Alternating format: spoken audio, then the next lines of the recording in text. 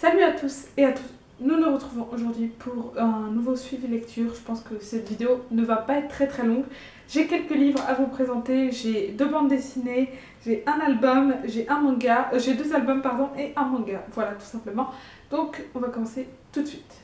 Pour commencer, je vais vous parler de Le rapport de Brodeck de Manu Larsonnet. Donc là, c'est le tome 1, l'autre, et j'ai également le tome 2 qui est L'Indicible, d'après le roman de Philippe Claudel. Donc c'est une adaptation tout simplement, comme vous pouvez vous en douter, puisque c'est d'après un roman. Et je n'ai pas encore eu l'occasion de lire le roman, mais je pense que je le ferai. Donc sans plus tarder, je vais vous parler de l'histoire de ce livre. Nous allons donc suivre Brodeck, qui est un homme qui revient des camps, donc ça se passe après la Seconde Guerre mondiale, qui est revenu des camps marqué à vie, et qui un soir va chercher du beurre à l'auberge, et là il va comprendre que tous les hommes qui sont présents ont assassiné l'autre. Donc l'autre, c'est un homme un peu étranger au village, qui n'est pas arrivé depuis très longtemps, et qui, disons, est un peu différent et dérange. Donc il va comprendre qu'ils ont assassiné l'autre, et les hommes vont demander à Brodeck de rédiger un rapport pour, disons, les déculpabiliser et expliquer leurs gestes. Donc Brodeck, n'ayant pas trop le choix, va s'atteler à écrire ce rapport, ce texte pour dédouaner ces hommes. Mais à côté de ça, il va également écrire la vérité, sa vérité et la manière dont lui voit les choses. Donc voilà, tout simplement, c'est très complexe au final, mais je ne vais pas m'étendre plus longtemps sur le synopsis de ce livre, et je vais vous donner mon avis. Je ne sais pas du tout le roman de Philippe Claudel, j'ai très envie de le lire, ayant beaucoup apprécié cette bande dessinée, enfin ces 2 bandes dessinées. C'est vraiment très bien, mais j'ai trouvé ça hyper compliqué, c'est-à-dire qu'on a des différents moments, c'est-à-dire qu'on voit le passé donc de Brodeck à l'époque des camps. C'est compliqué à suivre, du coup j'étais rapidement un peu perdue dans tout ça. Mais en tout cas, c'est une bande dessinée, enfin ce sont des bandes dessinées que j'ai adoré découvrir, que j'ai trouvé vraiment très bien faites. Je ne sais pas ce qu'il en est pour le roman à la base, mais en tout cas les bandes dessinées sont absolument fabuleuses. J'ai beaucoup aimé. J'adore le style de Manu Larsonnet que j'avais découvert avec Blast. Ici c'est un style de dessin un peu différent, mais même si on retrouve toujours ça, mais c'est un style de dessin un peu différent. C'est le genre de bande dessinée que je pense relire, donc là je l'ai emprunté à la médiathèque, peut-être que je le remprunterai ou peut-être que je l'achèterai parce que j'ai beaucoup aimé, mais je pense les relire pour mieux comprendre, pour mieux saisir ce qui a pu m'échapper. En tout cas, je vous invite franchement à découvrir, parce que c'est quand même des livres vraiment géniaux. Je vais vous montrer une petite illustration afin que vous puissiez vous faire une idée des illustrations qu'on peut trouver dans les bandes dessinées de Manu Larsonnet. Tout est en noir et blanc, c'est important de le savoir quand même, et dans le rapport de Brodeck précisément, nous avons pas mal de paysages enneigés et tout. C'est absolument magnifique. Ah voilà, très belle planche. Voilà, pour vous donner une petite idée. Donc j'étais juste fascinée, subjuguée par les dessins que j'ai trouvés juste merveilleux. Et à la fois très sombre, hein, c'est vraiment pas gai tout ça, on va dire.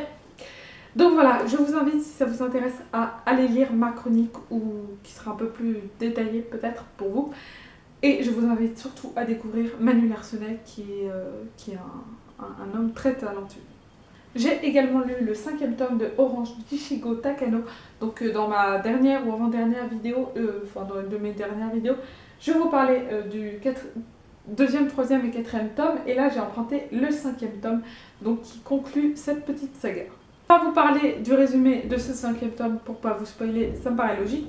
Mais grosso modo, dans le premier, nous allons suivre Nao, une jeune fille qui va recevoir un jour une lettre de son moi du futur, qui lui indique quelque chose à faire pour changer son avenir et pour le rendre meilleur.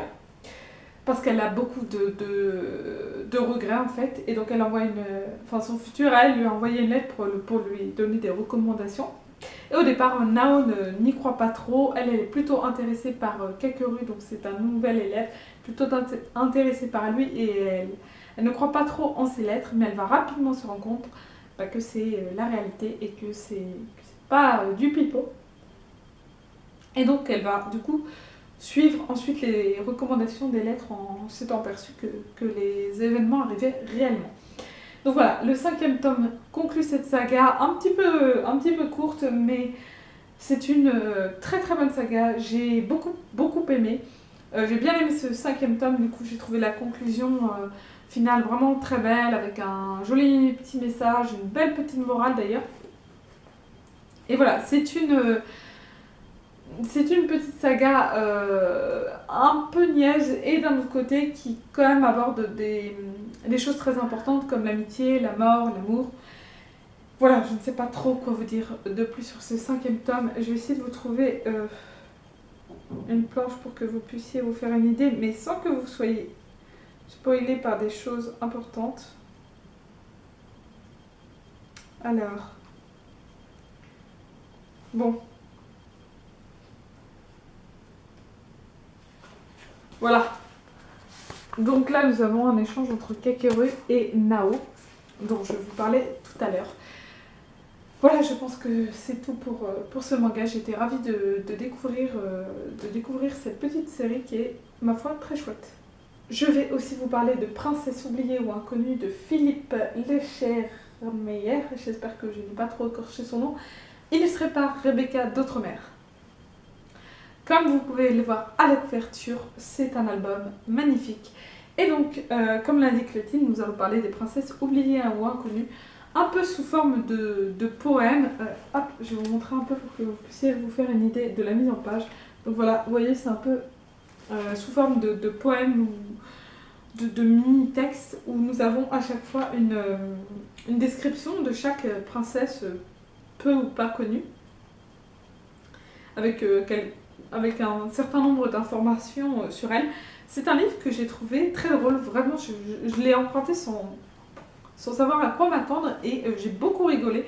J'ai trouvé certaines petites anecdotes sur les princesses très amusantes. Voilà, j'ai passé un super moment de ce côté-là. Et en plus de ça, Rebecca d'Outremer est une illustratrice qui a énormément de talent et j'ai adoré les dessins. Je vais vous montrer une illustration. Oh, celle-ci est magnifique, en plus ça tombe très bien. Donc voilà, celle-ci est absolument magnifique. Et c'est un régal pour les yeux, c'est un livre absolument génial. On est très très loin des princesses qui attendent le prince charmant et tout. Enfin, on est vraiment très loin de ce cliché-là, un peu saoulant à la longue. Et voilà, c'était une très très bonne découverte pour moi.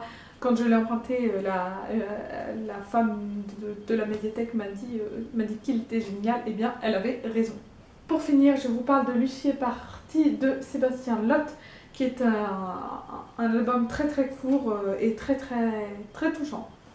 Nous allons suivre Zelda, qui est une oie qui cherche son amie Lucie, et les autres oies lui annoncent que Lucie est partie, mais Zelda la cherche partout, donc c'est des meilleurs amis en fait, et donc Zelda la cherche partout et elle finit par comprendre et bien, en fait que Lucie est là où elle ne pourra plus jamais la voir. C'est un petit album sur la mort, sur le deuil, sur l'amitié. C'est un ouvrage touchant, un peu triste, mais quand même avec un beau message d'espoir. C'est vraiment un album pour expliquer, je pense, ce qu'est la mort à de jeunes enfants. Donc je vais vous montrer une petite illustration. Hop.